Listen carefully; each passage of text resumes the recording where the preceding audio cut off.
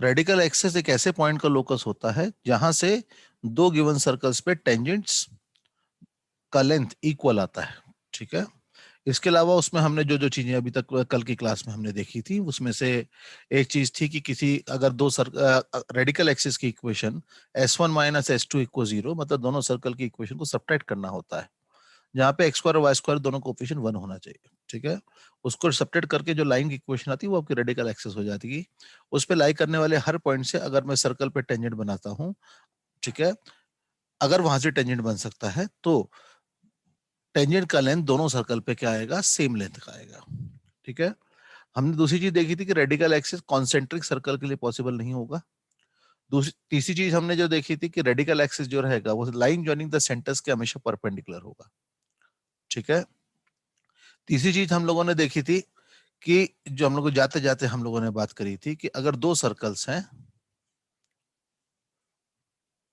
ये एक सर्कल है,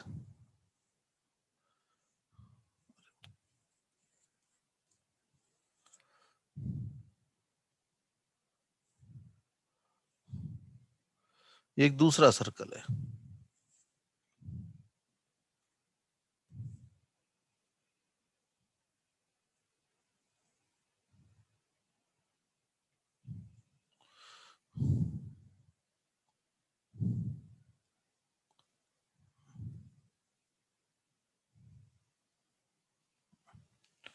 तो ये लाइन जो हो गई वो उनकी कॉमन कॉर्ड हो गई, ठीक है।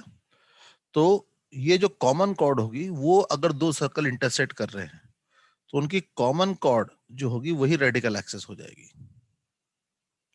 ये दोनों को सेंटर को ज्वाइन करेंगे, ये सेंटर है C1, ये सेंटर है C2, ठीक है। तो ये एंगल जो आएगा वो 90 डिग्री आ जाएगा, और ये जो लाइन होगी इसकी इक्वेशन भी S1 माइनस S2 इक्वल 0 आ जाएगी। क्यों? वो मैंने आपको बताया था कि ये रेडिकल एक्सिस कैसे होगा। ओके, कि अगर हम यहां से टेंजेंट्स बनाएंगे, यहां से अगर हम टेंजेंट बनाते हैं इस पे, और यहां से टेंजेंट बनाते हैं हम इस पे, तो ये पॉइंट को हम लोग P बोल देते हैं, इस पॉइंट को हम लोग Q बोल देते हैं। ये वाला पॉइंट A हो जाएगा, ये वाला पॉइंट B हो जाएगा, ठीक है। बहुत लॉजिकल चीजें हैं इसमें, ठीक है। अब देखो 10th की बात है, 10th के अकॉर्डिंग 10th में जो हमने पढ़ा था SP square will be equals to S, ये वाला पॉइंट अगर हमने S बोल दिया तो SA इंटू SB, ठीक है। इसी तरह से SQ स्क्वायर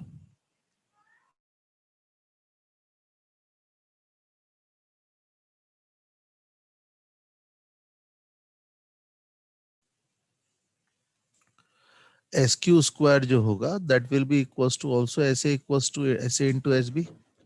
तो इस कारण से SP square is equals to SQ square, therefore SP is equals to SQ, ये आ जाएगा हमारे पास। तो मतलब लेंथ और टेंजेंट क्या आ रही है, सेम आ रही है। तो therefore this the point S will lie on the radical axis. तो देखो बात यहाँ पे ये नॉर्मली लोग तुमको यही बोल देंगे कि रेडिकल एक्सिस की इक्वेशन, रेडिकल एक्सिस की कॉमन कॉर्ड है, लेकिन यहाँ पे बड़ा बेसिक सा आपको अंडरस्टैंडिंग बेस्ड चीज आप समझनी जो है वो ये है कि इक्वेशन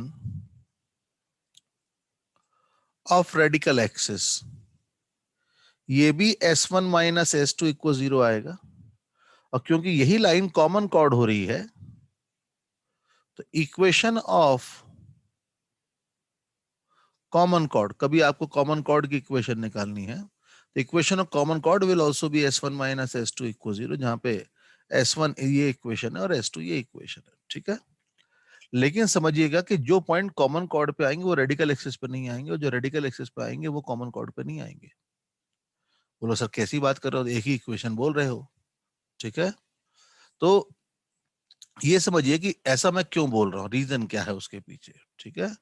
रीजन उसके पीछे ये है कि देखिए ए से लेके बी के बीच के जितने पॉइंट्स हैं वो सर्कल के अंदर हैं, तो वहां से मैं टेंजेंट्स नहीं बना पाऊंगा, ठीक है। तो रेडिकल एक्सिस पे कौन से पॉइंट लाई करेंगे, रेडिकल एक्सिस पे वो पॉइंट्स लाई करेंगे जो ए और बी को एक्सटर्नली डिवाइड करते हैं। मतलब कौन सा पार्ट? ये वाला पार्ट, ये वाला पार्ट देख रहे हो, ये रेडिकल एक्सिस है। मतलब ये पॉइंट रेडिकल एक्सिस में आएंगे, कौन सा? ये रेड वाला। लेकिन बाकी बचा जो पार्ट है वो क्या है? कॉमन कॉर्ड है। हालांकि इक्वेशन दोनों की सेम आएगी।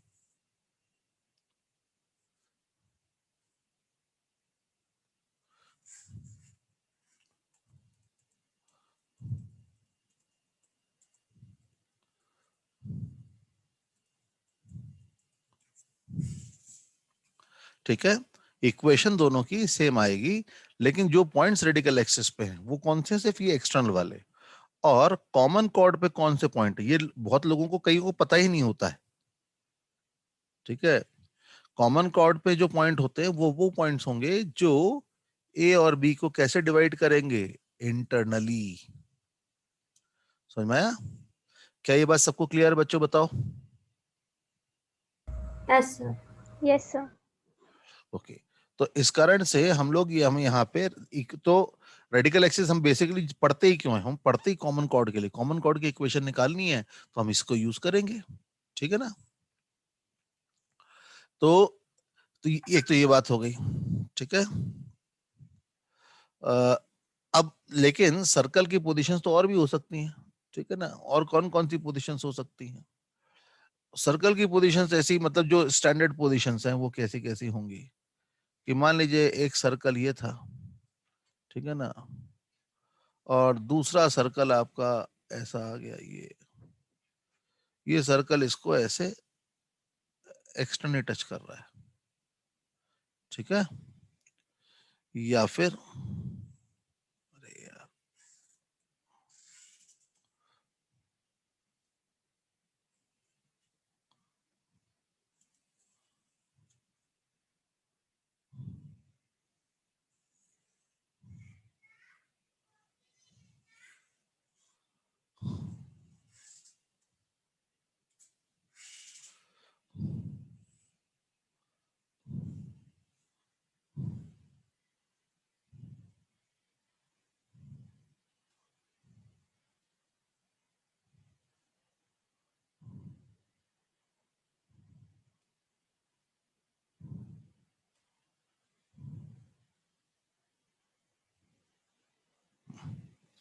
दोनों केसेस में सर्कल एक दूसरे को क्या कर रहे हैं? टच कर रहे हैं। ठीक है, तो जब ये सर्कल ऐसे टच कर रहे हैं एक दूसरे को, तो देख रहे हो ये वाली लाइन, और यहां पे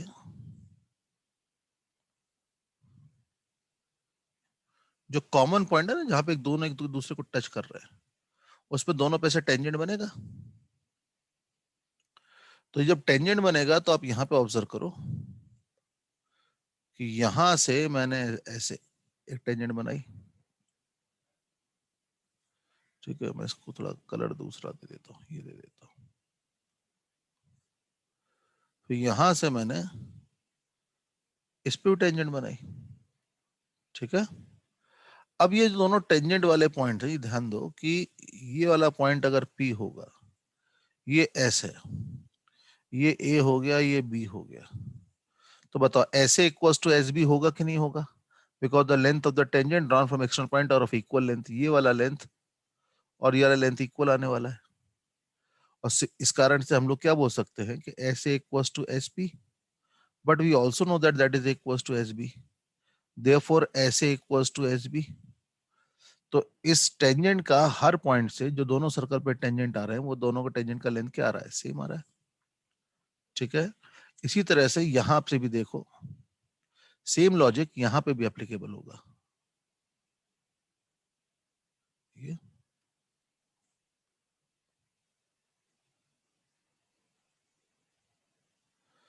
ये एस हो गया, ये P हो गया, ये A हो गया, ये B हो गया। सेम लॉजिक आ रहा है कि नहीं आ रहा? लेंथ किसी एक्सटर्नल पॉइंट से टेंजेंट जो बनेगा उसका लेंथ क्या आएगा? सेम आएगा, है ना? तो इस तरह से हम लोगों को यहाँ पे, तो हम क्या बोल सकते हैं कि ये भी रेडिकल एक्सिस हो गया ना, तो इसकी इक्वेशन भी क्या आएगी? S1 minus S2 equal 0। और इसकी इक्वेशन भी क्या आएगी? S1 minus S2 equal to 0। ठीक है, तो therefore what we can say, ठीक है, हम लोग यहां पे क्या कह सकते हैं कि when two circles touches each other, then tangent at the point of contact will be radical axis. तो इस वाले टेंजेंट की इक्वेशन हम लोग s1 minus S two equal to 0 से निकाल सकते हैं, ठीक है। ये हो गया, ये हो गया। अच्छा, दो सर्कल अगर नॉन इंटरसेक्टिंग है, तो दो सर्कल अगर नॉन इंटरसेक्टिंग है तो उस केस में कोई standard line, but the radical axis will be outside both the circles, ठीक है।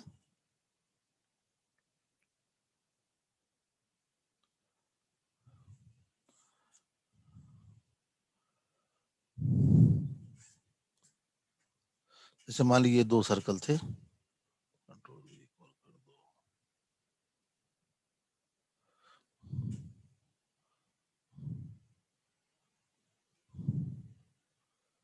ये दो सर्कल अलग अलग हो गए। अब दो सर्कल अलग अलग होने के दो तरीके हैं, कैसे? एक आपका ये भी हो सकता है,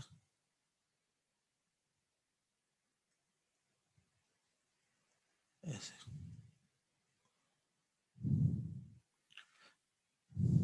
दोनों केस में सर्कल इंटरसेक्ट नहीं करेंगे। अब दोनों केस में सर्कल इंटरसेक्ट नहीं करेंगे तो अगर आप देखो कि basically radical axis will be a line going outside the both the circles, ठीक है। इस केस में जैसे ऐसे होगा, ऐसे कोई रेडिकल एक्सिस होगी। बस हाँ, ये है कि दोनों सेंटर्स को ज्वाइन करने वाली लाइन के क्या आ जाएगी, परपेंडिकुलर। ये अगर ये सेंटर C1 था और ये सेंटर C2 था तो इसके परपेंडिकुलर होगा, लेकिन लाइन इसको कुछ ना इंटरसेक्ट करेगी ना कुछ करेगी। यहां से अगर हम दोनों पे जो टेंजेंट बनाएंगे, ये टेंजेंट बना दिया,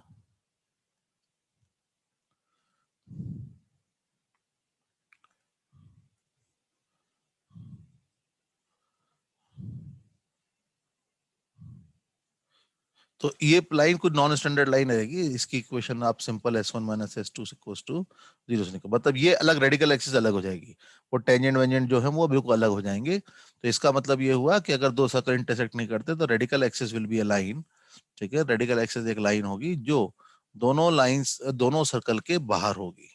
यहाँ पे ऐसे आ जाएगा, ये रेडिकल एक्सिस आ जाएगी। हाँ, लेकिन हर केस में radical axis line joining the centres के हमेशा परपेंडिकुलर आएगी। समझ में आया रेडिकल एक्सिस का क्या यूज करना है? तो ज्यादा यूज रेडिकल एक्सिस का हमें दो जगह आएगा। कौन से? ऊपर वाले दो केसेस। ऊपर वाले दो केसेस कौन से? जब दो सर्कल इंटरसेक्ट करते हैं तो कॉमन कॉर्ड ही रेडिकल एक्सिस होती है। जब दो सर्कल आपस में टच करते हैं तो कॉमन पॉइंट पे जो कॉमन टेंजेंट बनता है वो रेडिकल एक्सिस होता है, ठीक है। इतना समझ में आया? यहां तक बात सबको क्लियर है? किसी को इसमें कोई डाउट हो तो बताए।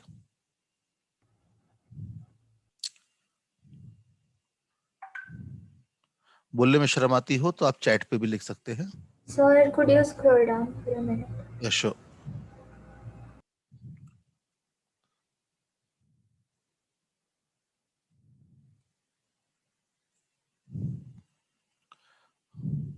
नोट कर लीजिए, फिर मुझे बताइए तो अपन आगे बढ़ते हैं।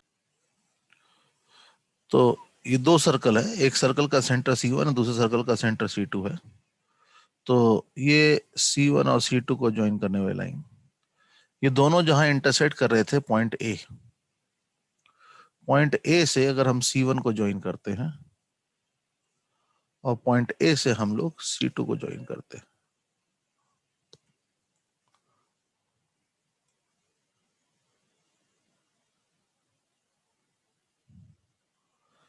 ठीक है।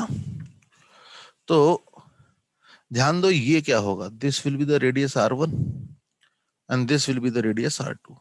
तो जब भी ये इंटरसेक्ट करेंगे ऐसे ट्राइंगल फॉर्म होगा। तो आप देख रहे हो C1 C2 is the side of a C1 C2, मतलब what ever be the intersection, intersection कितना करें कैसे करें, ए बी कुछ भी हो, लेकिन एक ट्राइंगल हमेशा फॉर्म होगा। और ट्राइंगल इनइक्विटी क्या कहती है?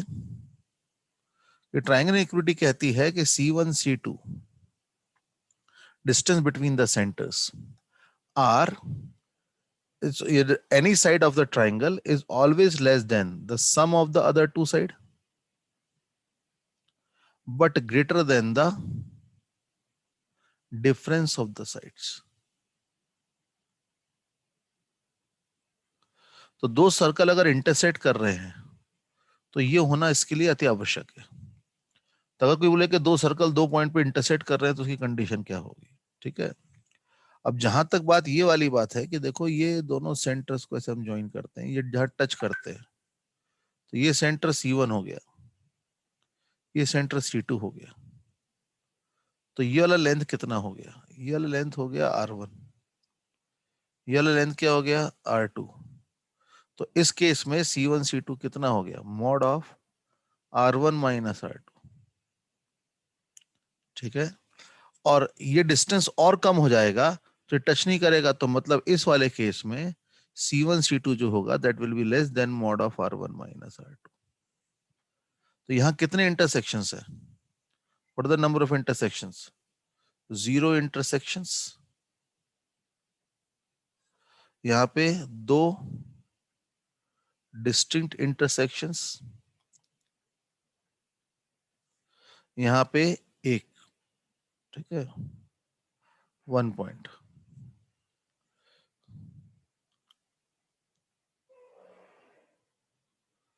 बाकी केसेस को देखेंगे तो क्या होगा? इस वाले केस में सेंटर C1 ये है, ये सेंटर क्या है? C2, C1 और ये C2। तो ये हुआ R1, ये हुआ R2। तो ये एक्सटर्नली टच कर रहा है, ये क्या कर रहा है? इंटरनली टच कर रहा है, और ये एक्सटर्नली टच कर रहा है। तो यहाँ पे C1 C2 जो आ रहा है वो R1 प्लस R2 आ रहा है। यहाँ भी एक ही पॉइंट है। ठीक है, और इस वाले केस में और आप देखो कि ये वाले सेंटर C1 इनको से ज्वाइन करा, तो ये C1 ये C2, तो ये R1 है, ये R2 है। तो यहाँ साफ साफ दिख रहा है कि C1 C2 is greater than R1 plus R2। तो ऐसे आप पहले चीज, दो सर्कल की अगर आपको इक्वेशन दी जाए तो आप ये पहचान सकते हो कि दोनों सर्कल के सेंटर्स के बीच की डिस्टेंस निकालो और R1 प्लस R2 और R1 माइनस R2 के रेस्पेक्ट में देख लो कि दोनों कैसे हैं। ठीक है, अच्छा, अब देखो कि यहाँ पे क्या होता है कि अब बात आती है कॉमन टेंजेंट्स की। ठीक है ना, तो कॉमन टेंजेंट्स क्या होते हैं? अब इस पर अपन वापस आएंगे। ठीक है, समझ में आया? इस डायग्राम समझ में आया? इस पर भी अपन वापस आते हैं। ठीक है ना,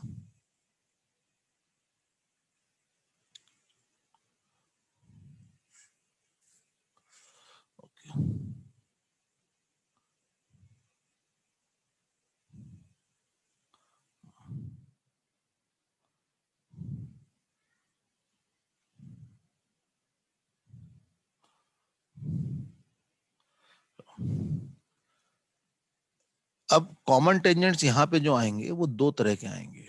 ठीक है ना, एक कैसे आएंगे?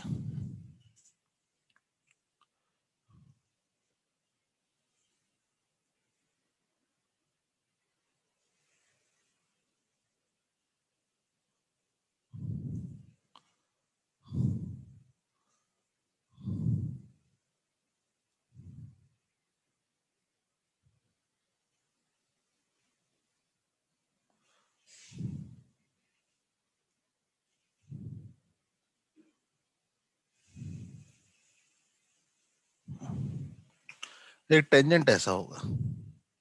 ठीक है, और एक और टेंजेंट पॉसिबल है यहाँ पे, मतलब देखो इसी तरह का एक सिमेट्रिक टेंजेंट ऐसा भी आएगा।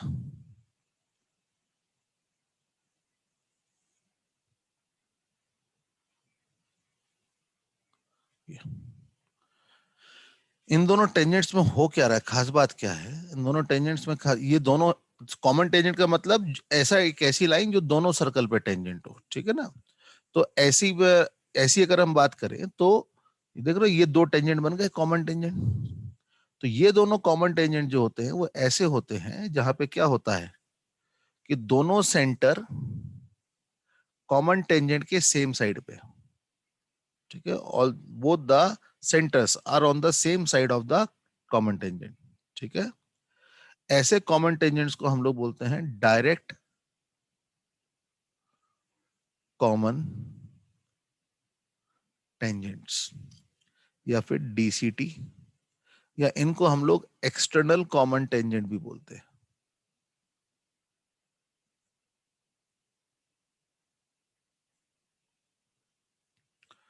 ठीक है।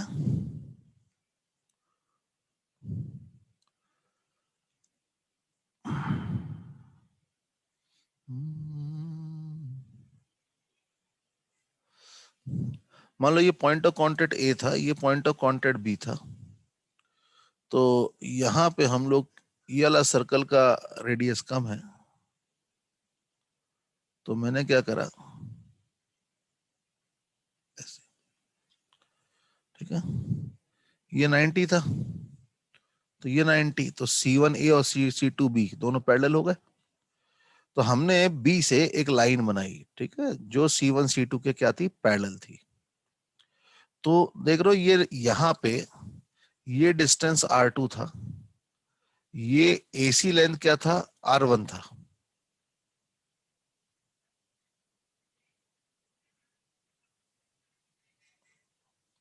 ये लेंथ कितना है, R1। तो अब ये जो बच्चा AD लेंथ होगा, ठीक,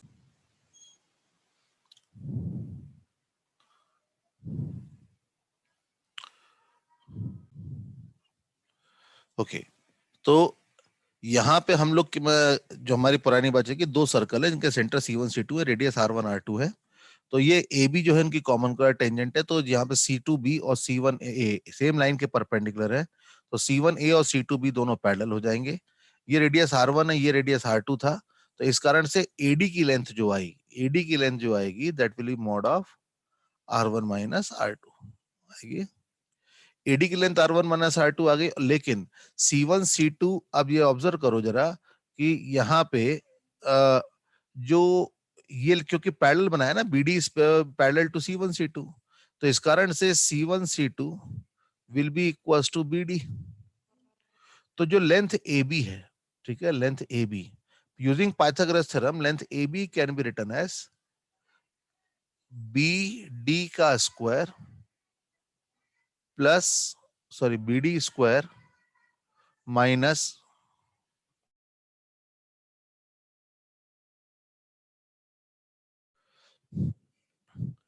तो यहाँ पे ए बी स्क्वायर, मैं ए बी स्क्वायर, क्योंकि देखो ये 90 डिग्री एंगल है, तो हाइपोटेन्यूज कौन होगा, BD, तो BD square minus AD square हो जाएगा। तो BD किसके बराबर है, cent distance between the centre, तो C1 C2 का whole square minus AD is R1 minus R2 का होल स्क्वायर, और इसका अंडर रूट ले लेते हैं, तो ये आ जाता है AB। तो this is the formula for the length of,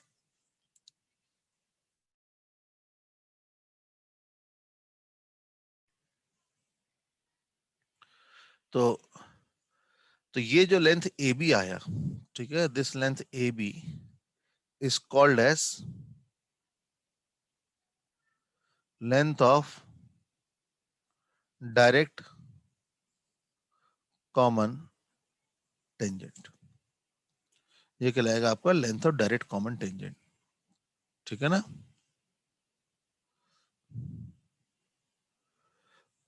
समझ में आया। अच्छा, अब दूसरा कॉमन टेंजेंट कैसा हो सकता है, what type of different second common tangent can be. तो दूसरा कॉमन टेंजेंट जो होगा,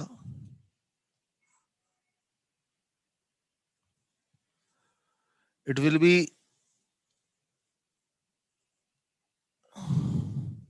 मैं दूसरा डायग्राम हौच पौच करने की बजाय दूसरा डायग्राम बनाता हूँ, ठीक है ना, फिर आप लोगों को नोट करने का मैं पूरा टाइम दूंगा अलग से।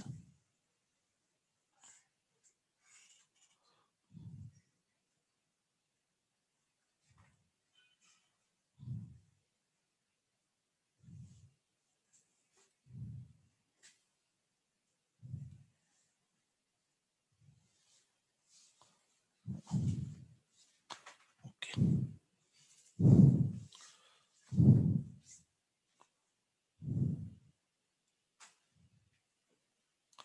ये टेंजेंट थोड़ा सा बनाना मुश्किल होता है।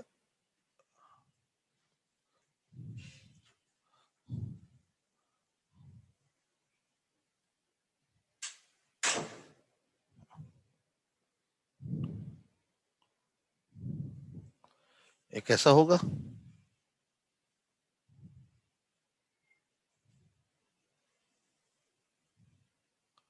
एक टेंजेंट ऐसा आएगा,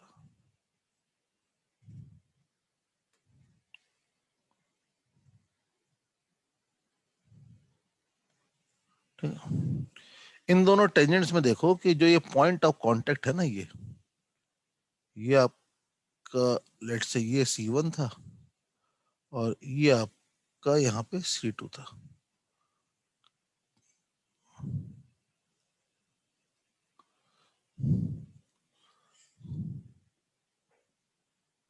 ऐसे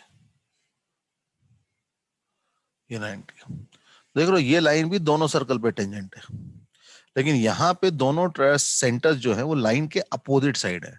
एक सेंटर लाइन के इस साइड, एक लाइन के इस साइड है, ठीक है। तो इसे हम लोग कहते हैं ट्रांसवर्स कॉमन टेंजेंट। क्या कहेंगे इसे? ट्रांसवर्स कॉमन टेंजेंट, ठीक है। ट्रांसवर्स कॉमन टेंजेंट, या फिर इसको हम लोग इंटरनल कॉमन टेंजेंट भी बोलते हैं। इंटरनल एक्सटर्नल क्यों बोलते हैं वो थोड़ी देर में आपको बताता हूं, ठीक है। तो इंटरनल कॉमन टेंजेंट या इसे शॉर्ट में हम लोग TCT बोलेंगे, ठीक है। तो देखो अब ये यहाँ पे, तो लेट से ये वाला पॉइंट हो गया A और ये वाला पॉइंट हो गया B, ठीक है।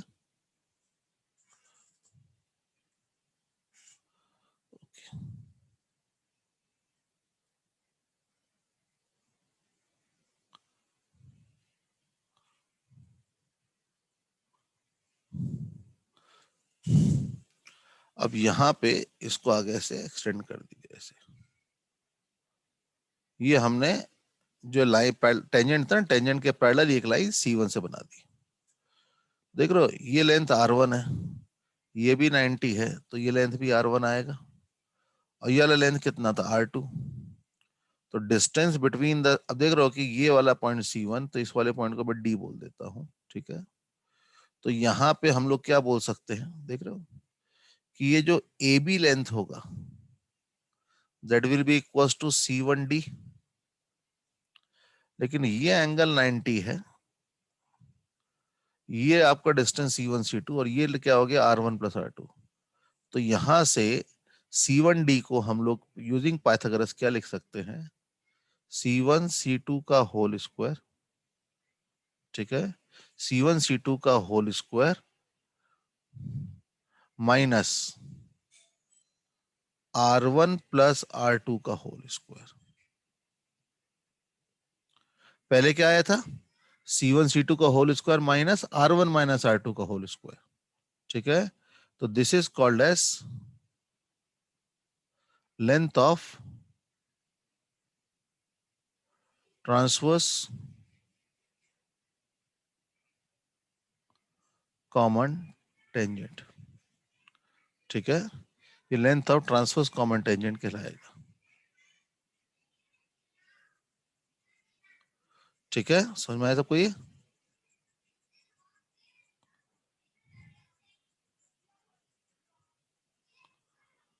किसी को इसमें कोई डाउट हो तो पूछे। तो कॉमन टेंजेंट्स की अगर हम क्लासिफिकेशन करें तो कॉमन टेंजेंट्स दो आएंगे। एक आएगा डायरेक्ट कॉमन टेंजेंट, एक आएगा ट्रांसवर्स कॉमन टेंजेंट। इसे हम लोग इंटरनल कॉमन टेंजेंट और इसे हम लोग एक्सटर्नल कॉमन टेंजेंट भी बोलते हैं, ठीक है। सेंटर ऑन अपोजिट साइड्स, इसमें क्या होता है? Centre on same side of common tangent. इसका लेंथ कितना आया, C1 C2 का whole square minus R1 plus R2 का होल स्क्वायर का अंडर रूट। इसका कितना आया, C1 C2 का whole square minus R1 minus R2 का होल स्क्वायर। तो length of transverse common tangent and length of direct common tangent. Now which one will be the larger one, दोनों में से बड़ा कौन होगा, which one will be the larger one?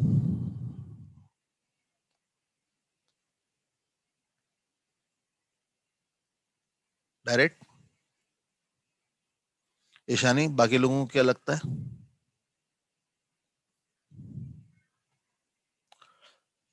दोनों का लेंथ का फॉर्मूला मैंने आपके सामने लिखा है। तो फॉर टू गिवन सर्कल्स, तो length of direct common tangent और length of transverse common tangent में से कौन बड़ा होगा, which one will be the larger one? दोनों जगह ऑब्जर्व करो कि direct tangent.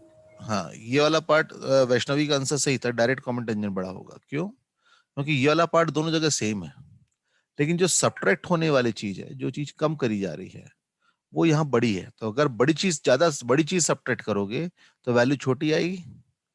R1 minus R2 any day R1 plus R2 से छोटा होने वाला है। तो छोटी चीज सब्ट्रैक्ट करोगे तो वैल्यू बड़ी आएगी। तो इस कारण से ये चीज यहाँ पे श्योर है, length of direct common tangent is greater than length of transverse common tangent. ये हमेशा आएगा। ठीक है। अच्छा, दूसरी चीज यहाँ पे देखिए कि internal common tangent external common tangent क्यों बोल रहे थे। अब देखिए कि यहाँ पे दोनों कॉमन टेंजेंट जो इंटरसेक्ट कर रहे हैं वो कहाँ कर रहे हैं, लाइन जॉइनिंग द सेंटर पे कर रहे हैं। लेकिन ये पॉइंट C1 C2 को कैसे डिवाइड कर रहा है, दिस पॉइंट डिवाइड्स इंटरनली, है ना। ये कैसे डिवाइड कर रहा है, इंटरनली।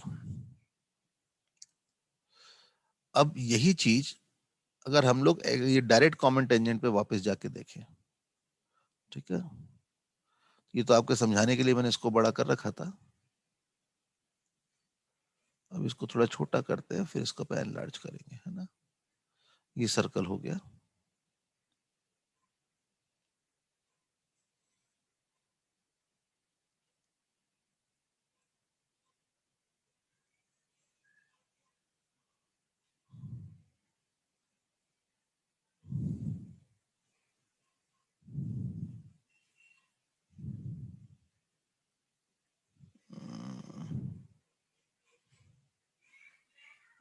डोंट रुको,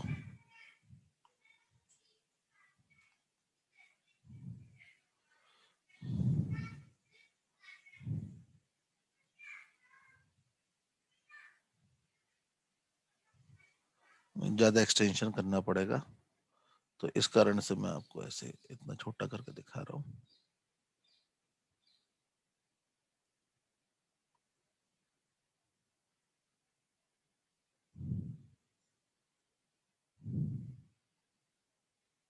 और बढ़ते ही जा रहा है।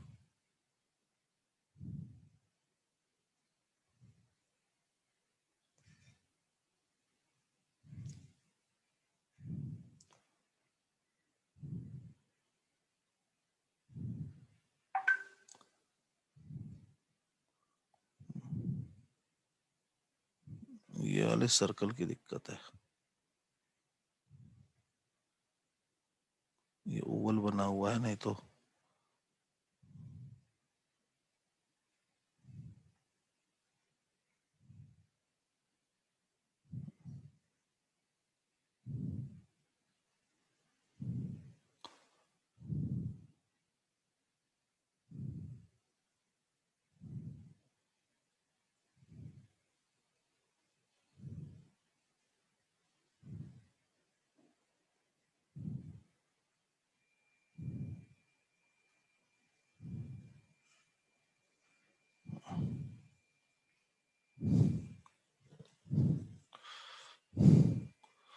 इस कारण से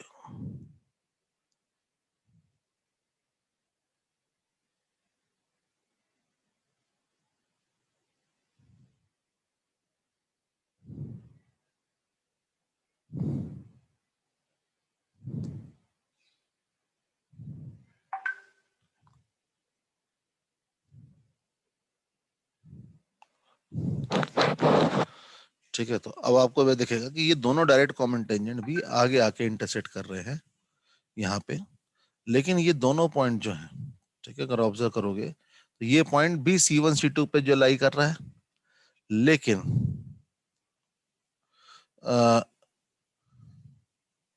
तो होगा क्या कि ये पॉइंट इसे कैसे डिवाइड कर रहा है, एक्सटर्नली, कैसे डिवाइड कर रहा है, एक्सटर्नली, ठीक है। अच्छा, एक्सटर्नली डिवाइड कर रहा है तो जरा देखना कि ये वाला सेंटर कौन, ये क्या था C1, ये कौन था C2, ये कौन है A, ये था B। तो क्या यहाँ पे बोल सकते हैं कि अगर ये वाला पॉइंट अगर मैंने P बोल दिया, तो अब ये क्या, यहाँ पे एक चीज बोल सकते हो, एक तो पहली चीज ये जो दोनों जगह से देख के हम बोल सकते हैं क्या, कॉमन टेंजेंट्स, ठीक है, टू DCTs और to TCTs will always intersect on line joining the centers, ठीक है, वो हमेशा सेंटर को ज्वाइन करने वाली लाइन पे, ठीक है, सेंटर पे ज्वाइन करने वाली लाइन पे ही लाई करेंगे दोनों, नीचे भी वही हो रहा था ऊपर भी, लेकिन ये एक्सटर्नली करेगा, वो कैसे करेगा, इंटरनली। इसी कारण से हमने इंटरनल कॉमन टेंजेंट और एक्सटर्नल कॉमन टेंजेंट बोलते हैं, ठीक है ना। अब यहां पे देखो कि इसको अगर देखोगे triangle AC1P and triangle BC2P, दोनों ट्राइंगल सिमिलर है ना। अगर दोनों ट्राइंगल सिमिलर हैं तो आप ये भी बोल सकते हो कि C1P upon C2P is equal to C1A upon C2B, ठीक है, होगा। लेकिन C1A कौन है, R1, और C2B कौन है, R2। मतलब C1P upon C2P this will be equal to R1 is to R2। मतलब P, this point P divides C1 C2 externally in R1 is to R2, but obviously R1 यहाँ पे greater than R2 होना चाहिए, ठीक है। लेकिन यही चीज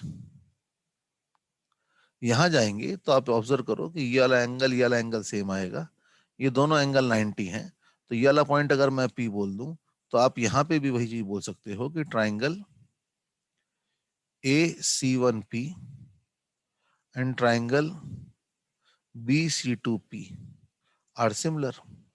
तो इस कारण से PA upon PB is equal to C1A upon C2B, तो ये भी तो R1 बाय R2 आएगा। मतलब P divides internally in ratio R1 is to R2। मतलब दोनों कॉमन टेंजेंट जाके जहां इंटरसेक्ट करेंगे वो दोनों के दोनों सेंटर को ज्वाइन करने वाली लाइन पे लाई करेंगे, नंबर एक, ठीक है। नंबर दो, जहां भी वो इंटरसेक्ट करेंगे वो हमेशा उन्हें किस रेशियो में डिवाइड करेंगे, in the ratio of their radii, respective radii, ठीक है। But external direct common tangent will divide externally and transverse common tangent will divide internally. समझ में आई ये वाला पार्ट, क्या चीज सबको क्लियर है इतना? Yes, sir. ठीक। और उसमें बड़ा कौन होता है, बड़ा कौन सा होगा, डायरेक्ट, और छोटा कौन होगा, ट्रांसवर्स, ठीक है। अच्छा, दूसरी चीज ये भी देखिए कि ये वाला जो AB लेंथ है, ठीक है, ये AB लेंथ जो है वो रियल कब आएगी, AB will be real if C1 C2 is greater than mod of R1 minus R2, ठीक है। और यहां पे ये रियल कब होगा, when C1 C2 is greater than R1 plus R2। मतलब ट्रांसवर्स कॉमन टेंजेंट तभी पॉसिबल है जब distance between the centre R1 plus R2 के बराबर या उसके बराबर ज्यादा हो, और ये भी ग्रेटर देन इक्वल टू, होगा कि नहीं होगा, ये वाली बात समझ में आई कि डायरेक्ट कॉमन टेंजेंट तभी बन पाएगा जब सेंटर्स के बीच की डिस्टेंस R1 माइनस R2 से ज्यादा हो, और यहाँ पे distance between the centre R1 plus R2 से ज्यादा हो, ठीक है, तभी जाके ट्रांसवर्स आएगा। अब हम लोग वापस जाते हैं वहां पे, ठीक है, कहाँ पे, जहां से हमारी बात शुरू हुई थी, हमने ये पोजीशन निकाली थी ना। अब बताओ यहां पे R1 माइनस R2 से छोटा है, अगर R1 माइनस R2 से छोटा है तो R1 प्लस R2 से भी छोटा होगा, तो मतलब इस केस में जीरो कॉमन टेंजेंट आएंगे, जीरो डायरेक्ट कॉमन टेंजेंट और जीरो ट्रांसवर्स कॉमन टेंजेंट, क्योंकि यहां पे C1 C2 mod of R1 minus R2 से छोटा है। जबकि अगर यही चीज हम यहां पे करते हैं,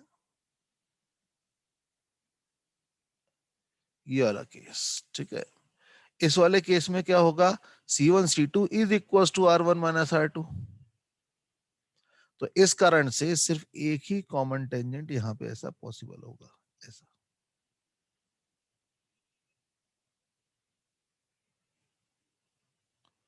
ठीक है, और वो कैसा टेंजेंट होगा, that will be a direct common tangent, क्योंकि डायरेक्ट कॉमन टेंजेंट के लिए R1 माइनस R2 के बराबर, इससे बड़ा होना चाहिए। तो यहाँ पे कितने कॉमन टेंजेंट आएंगे, एक कॉमन टेंजेंट आएगा, उनमें से एक जो होगा वो डायरेक्ट कॉमन टेंजेंट होगा और जीरो ट्रांसवर्स कॉमन टेंजेंट होंगे।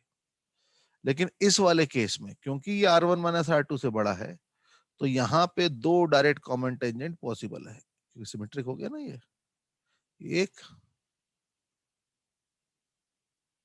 और ये दो।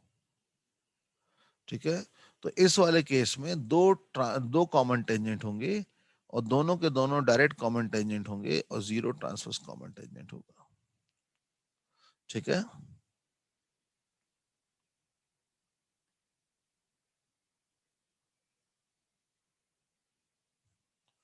ओके। इस वाले केस में R1 प्लस, तो R1 माइनस R2 से तो बड़ा है ही, R1 माइनस R2 से बड़ा है, तो दो डायरेक्ट कॉमन टेंजेंट, एक ऐसे और एक ऐसे पॉसिबल होगा, लेकिन साथ में ऐसा भी आएगा। तो यहाँ पे तीन कॉमन टेंजेंट आएंगे, दो डायरेक्ट कॉमन टेंजेंट और एक ट्रांसवर्स कॉमन टेंजेंट। ठीक है, और इस वाले केस में जैसा भी हमने देखा आगे, दो डायरेक्ट भी पॉसिबल होंगे, क्योंकि R1 प्लस R2 से बड़ा है, तो R1 माइनस R2 से तो बड़ा होगा ही होगा।